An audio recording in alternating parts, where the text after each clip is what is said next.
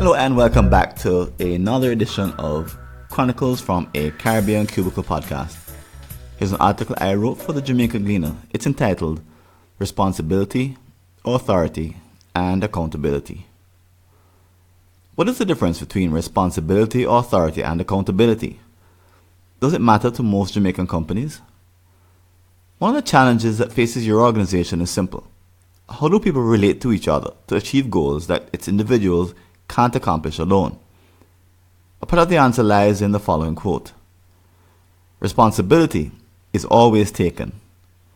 Authority is given, but accountability is negotiated. Of course, this is no ordinary list. In fact, it corrects a problem staff have in most companies who use the terms interchangeably. The reality? They aren't the same. And when your employees mistakenly merge them into one, it perpetuates a confusion which blocks the path to high achievements.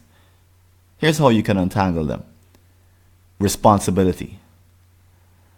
The quote indicates that people who are responsible create a special relationship with particular results. Furthermore, they do so using nothing more than an inner will or conscious intention. While this requires a level of intrinsic motivation, it's also true that the trigger to initiate a new zone of responsibility may come from anywhere. Possible sources include a direct invitation from another, a catastrophic event, or an inspiring biography. Therefore, don't think that you can hold someone responsible. The most important step is within the individual who exercises his or her free will. Some managers argue otherwise. They honestly believe they can use force to conjure up responsible subordinates. The result of their muscle? A Jamaican workplace full of Brother Nancy-like fake responsibility. It's tricky to spot. At the start, it appears that someone has truly stepped up. The truth only reveals itself later when the first obstacle shows up and the blame game starts. Consequently, it becomes clear that they weren't in the responsibility game at all. They were simply taking credit while things were going well.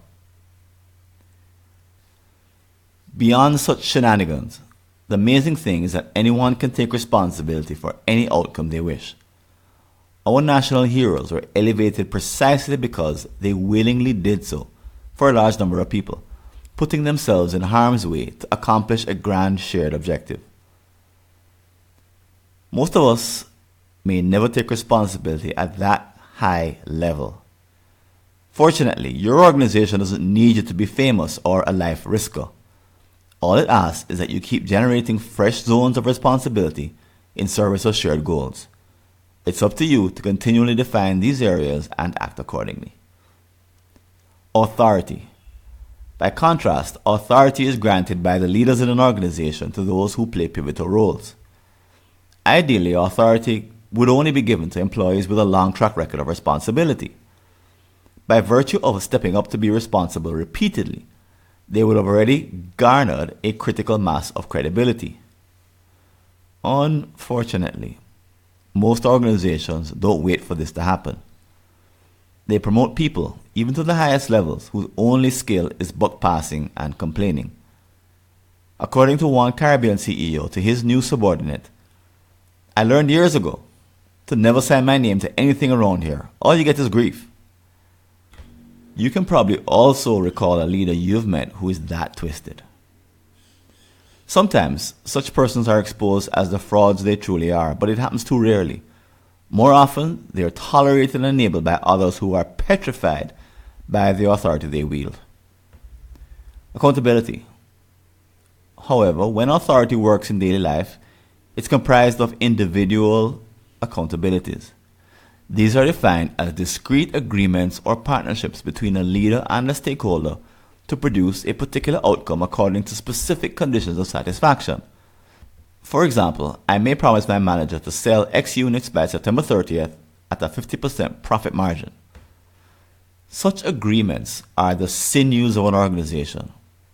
Without them, it's impossible for my manager to have a proper follow-up conversation with me on October 1st. In other words, when accountability is missing, any result will do. Once again, in an ideal world, persons promoted to positions of authority should have a firm grasp of this unique relationship. Usually they can point to a number of accountable partnerships which help them produce results and explain the special role of this ingredient. Unfortunately, you probably also have met managers who occupy important positions but don't know how to hold people around them to account.